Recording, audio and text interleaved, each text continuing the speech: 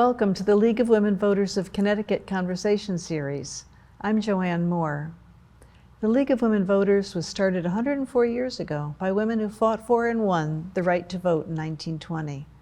Since then, we've put our energy into ensuring that everyone can take part in our democracy.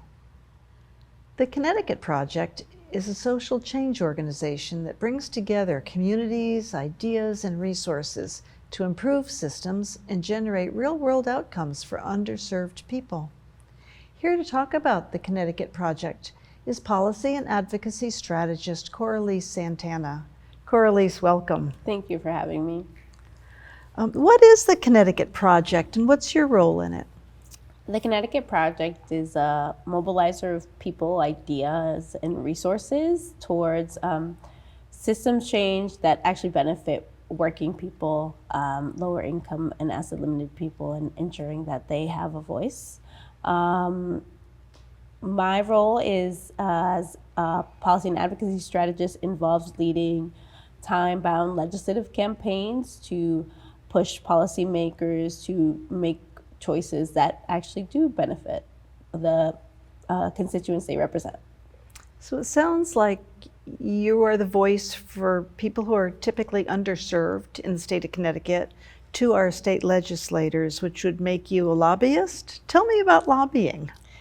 Yes, I would say we strive to make sure that our campaigns are rooted in people and that they are reflective of what folks are going through.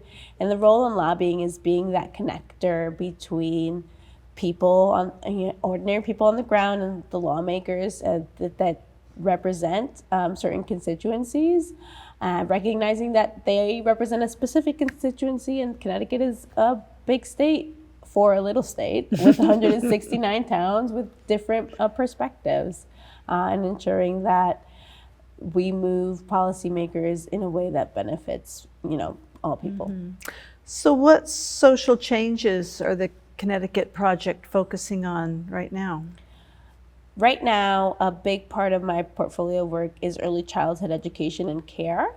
Last year, the legislature passed a law that made it so that children entering kindergarten had to be 5 by September 1st, which is a good policy, except that the implementation of this policy has not been equitable because we have a early childhood education and care crisis in Connecticut. There's a workforce shortage in terms of educators. There's also a deficit in slots. So there are 40,000 slots that we don't have. And the price of childcare is unaffordable, between $13,000 and $18,000 a year per child.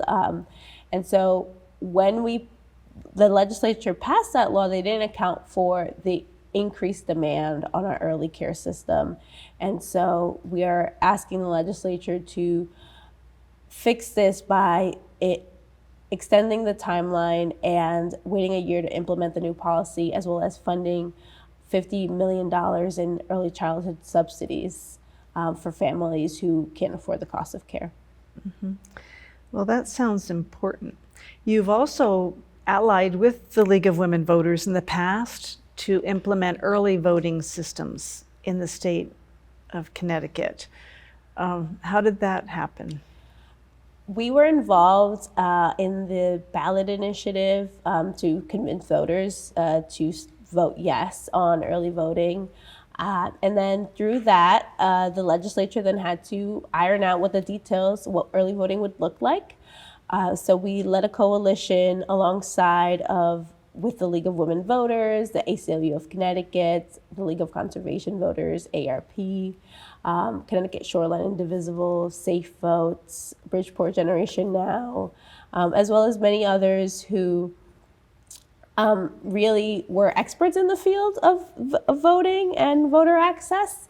It was a big session in 2023 for voting rights, and this was kind of the piece that we were focused on, and ensuring that early voting was reflective of what voters imagined when they voted yes on that ballot. Mm-hmm. What have been some challenges that you have faced in the lobbying effort? I think the biggest challenge is understanding that we have a part-time legislature and legislators don't have a lot of time And sessions are go by fast, so they're run from February to May in the short years. And the biggest hurdle there is once you get a lawmaker to pay attention is making that argument and swaying them in the right direction. What does good governance mean to you?